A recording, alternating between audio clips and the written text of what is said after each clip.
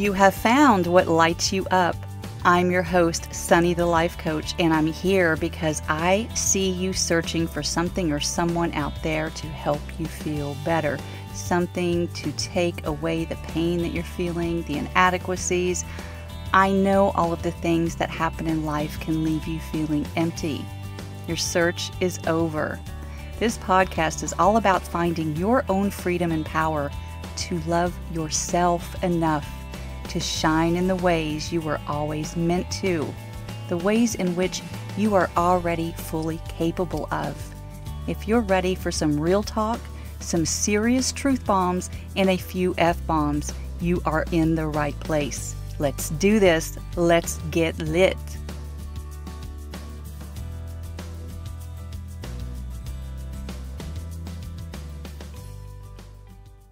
Hey there and welcome.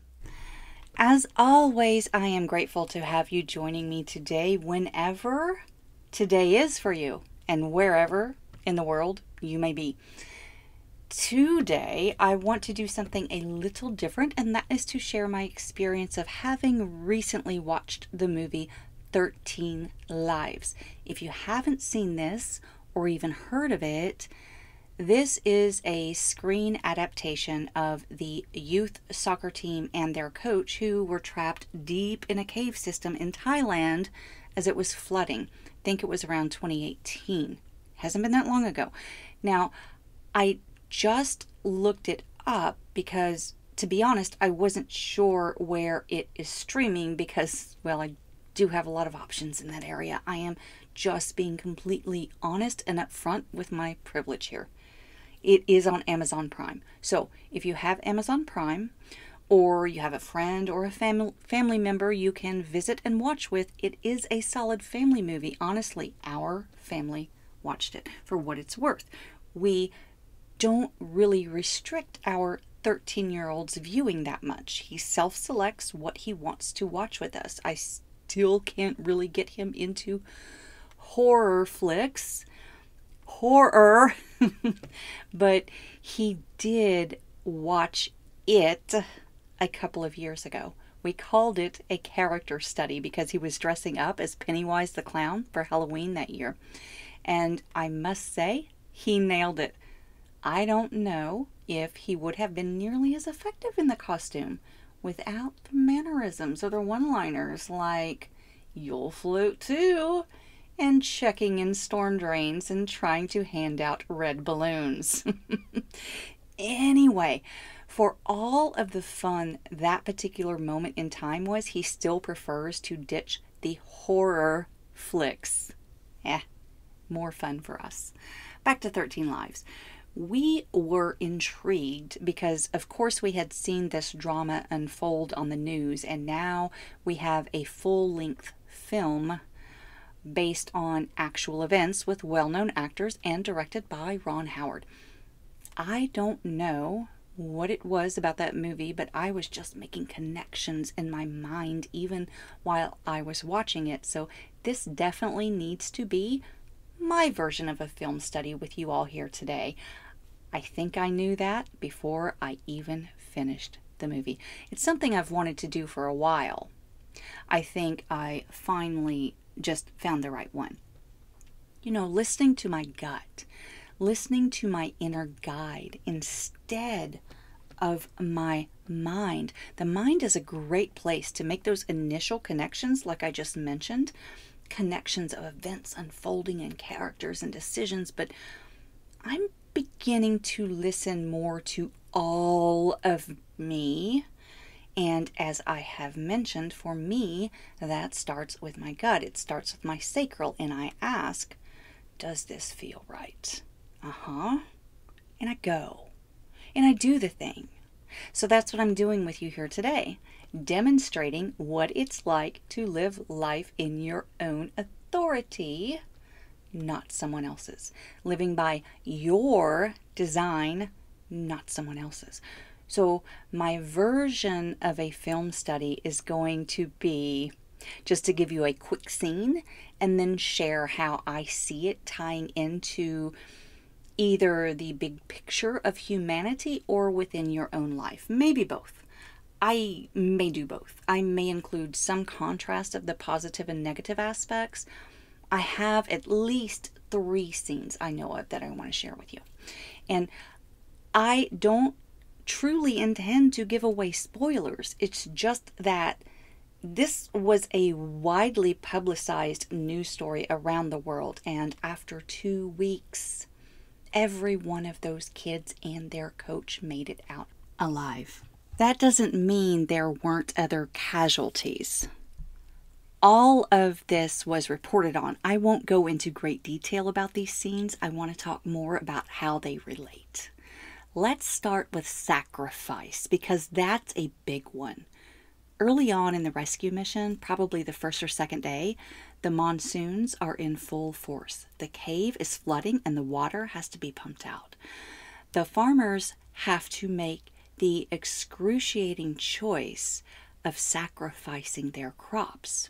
So much water was going to be diverted to their fields. Yes, they were given the choice, at least the way it was depicted. Either way, it had to have been a devastating loss for them. Could have been their only source of livelihood. In exploring the way this is depicted, that the farmers had a choice, it's a very humbling moment. You would love to believe that you would agree to have your entire source of income wiped out in order to save 13 lives. And we don't even know at this point if they can be saved. There's no plan yet beyond, let's just reduce their chances of drowning. You watch this and you think, how wonderful and noble of those farmers. No, I'm not going to ask what you would do. None of us know until we are in that position ourselves. I don't like to play those games. What do you think you would do, or what would you want to do if it were you? Those are fair enough, I suppose. It's just not my jam to ask and to play what-if scenarios. And it's really unfair to use this particular moment as an example of what sacrifice looks like, because in our first world reality, if you're listening to this podcast, you are in a first world, at least 3D reality. The notion of sacrifice is ingrained in you if you are feminine. From the time we are babies, if we are female, the adults around us give us dolls to play with, which is the subtle beginning of our programming, our conditioning. We are being prepared many times before we can even walk or talk to carry dolls around us as if they are babies, so we can learn that our role is to nurture. Personally, I didn't need dolls, nor did I have time for them. I preferred to play with cars and trucks and run around in the woods. Yet I still had that internal part of me that wanted to nurture. That was built in. That came with the initial program. It was part of the original operating system, if you will. Yet, as we grow up, women and feminine humans are conditioned to believe that we have to do everything for everyone else first. We have to sacrifice. And it's literally sucking the life force out of us to show up like this on a daily basis. One huge sacrifice to save many lives? Sure, many of us would likely step up to do that and hope that we would be made whole on the other side of it, whatever that means to us, whatever the other side means to us. Could mean the other side of a disaster and hoping the local or federal government comes through. Could mean the other side of life and hoping that there's some good karma coming to you in the next life for your sacrifices in this one. Either way, you're giving up your power to entities you either don't trust or know nothing about. You may have had the experience before with afterlife, but you don't remember. No matter what you believe, the point here is this life is yours right here, right now.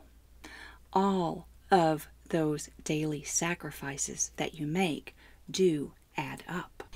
And many of them are so very unnecessary. This one is a total contrast, but I felt that it was very necessary to bring up. Think about it. Sure, think about whether you would sacrifice everything to save the lives of others. And hold awareness that you truly don't know until you are placed in that situation. Also, think about what you are doing on a daily basis to sacrifice your own quality of life just because society says you should, because you're the mom. Or the single dad, because you are trying to get that promotion. So you give more to the company than your heart and soul wants to, because of who you are in life. Ooh, that's a doozy. Another thing that struck me with this story, and again, it's as true a story as any film adaptation, I suppose, is to be terrified and do it anyway. Listen, this particular scenario had all of the terrors: darkness, confined spaces, the fear of drowning. All of the phobias were solidly intact. There were spaces that were so freaking tight in that cave that one rescuer panicked and another died. But the reward was greater than the fear. The reward in this case was to save 13 lives. Not many of us are ever going to be placed in that position, but in this case, I read that there were an estimated 10,000 people on site from around the world to either rescue or support.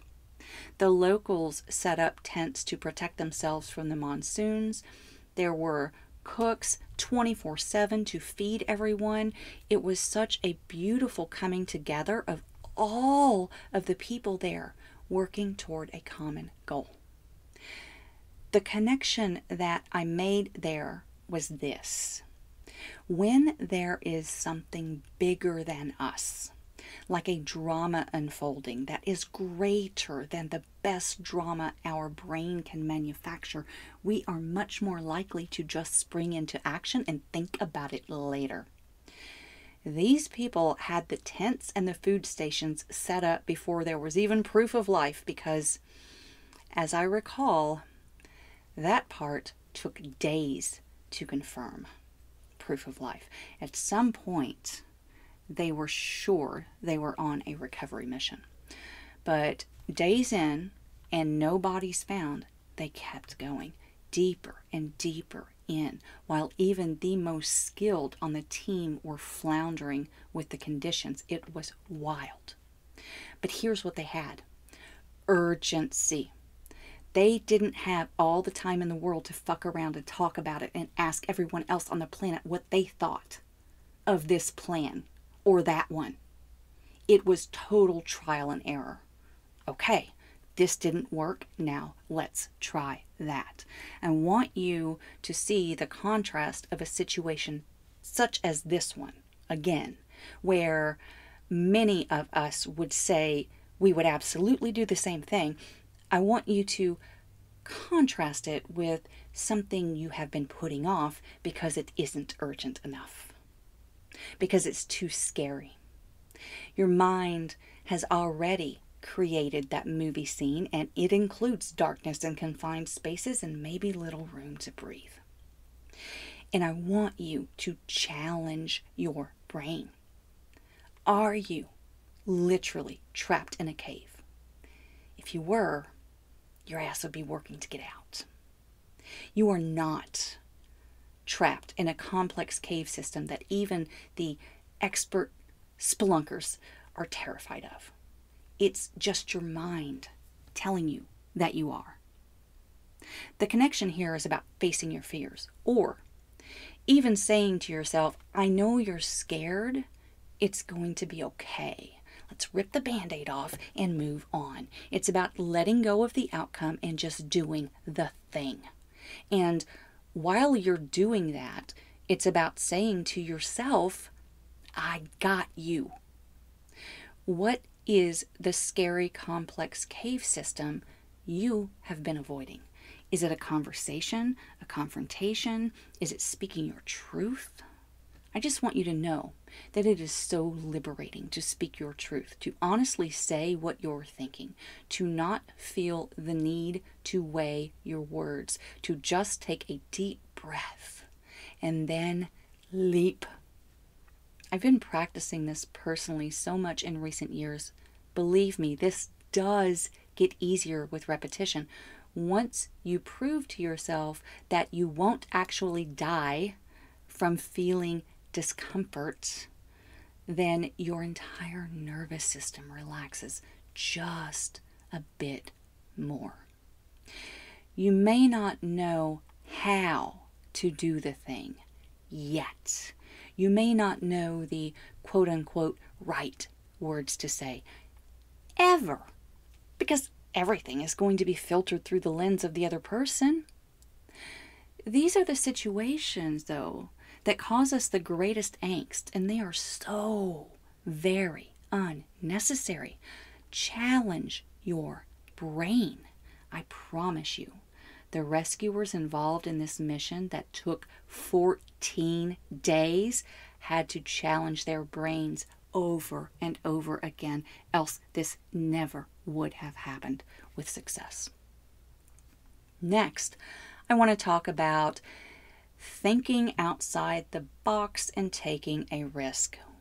We all know about the boxes we've been placed in throughout our lives.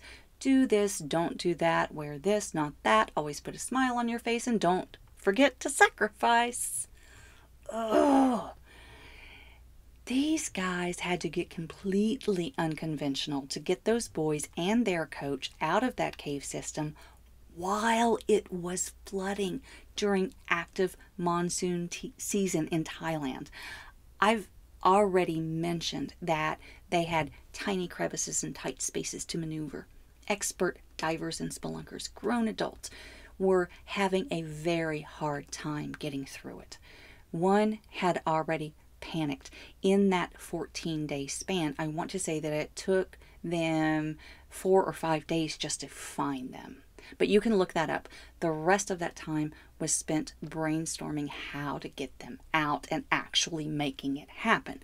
I'm not trying to be accurate to the facts of the scene in terms of numbers and figures. I'm talking about the humanity of it all here. You can look up the facts yourself. Or, hey, check out the film if you have the opportunity to do so. The outside the box risk-taking part occurred throughout, of course, and specifically around this particular fact that my husband was not aware of from the original reports, but I remember distinctly, perhaps because I read about it. So I had a little bit more than a couple minute blurbs on the evening news from day to day. How they got these kids out is they put them to sleep. They dosed them medically. And they had to be very calculated about it, of course. They had to account for weight and the time that it would take to get them out. If memory serves, each trip was like 6 to 8 hours. It was a long time. It was treacherous for sure. And somewhere along the way, someone had the idea to put them to sleep so they wouldn't panic. Now, the parents signed off on this, at least in the movie they did. That's another what would you do moment for sure. It was just so unconventional.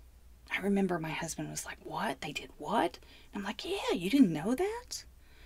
It had never been done before. None of this had ever been done before.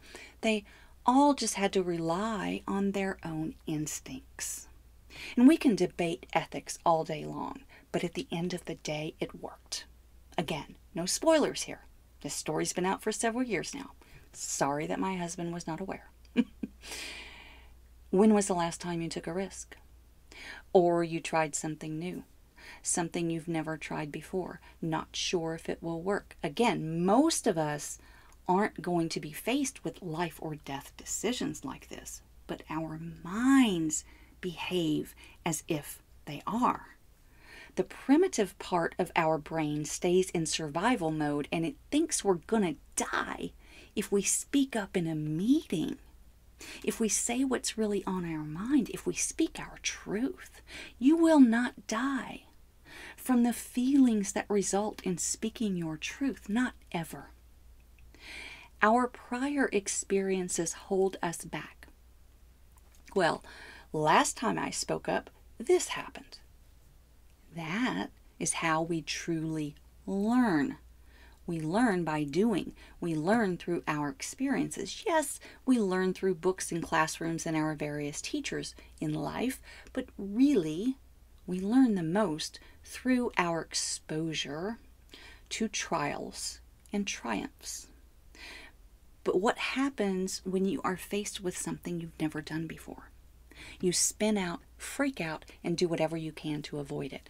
What if you sucked it up and tried something new?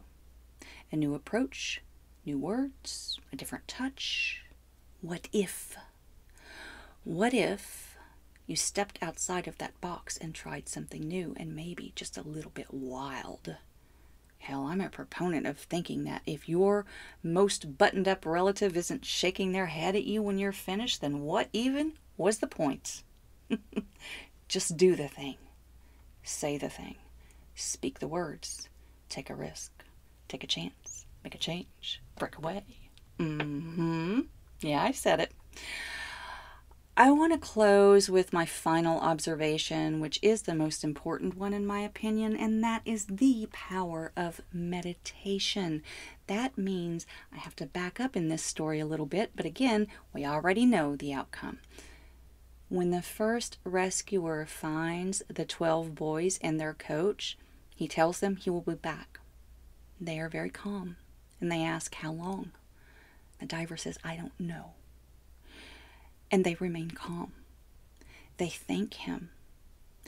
And when he disappears back into the abyss, they turn their flashlights back off, and they're sitting in the pitch black. And the coach leads them in meditation. Breathe in, breathe out. You are alive. You are safe. I swear that part gets me the most, to be honest. It's early in the movie, but it struck me because not only am I a serious advocate of meditation, I'm also actually beginning to feel comfortable enough in my own practice to begin to lead others through a brief guided session. I've done a few now. These boys just held their hands in prayer pose and took themselves elsewhere for 14 days. Now, the film itself really doesn't spend a lot of time on what is happening with those stranded in the cave. It is more focused on the community response, rescue effort, and that's what makes it riveting, of course. We were sucked right in. What's going to happen next? Now what? That meditation scene really hit me, though, because I have heard from several sources over the years about how imprisoned Tibetan monks would meditate in their cells and find themselves in the same state of bliss that they would have been in were they on a mountaintop or near a stream or anywhere else but a prison cell. That is the power of meditation, and I'm going to dig into that a bit more in future episodes and very likely future events, but for the purposes of this episode, I just want you to understand the full body benefits of meditation. Full body.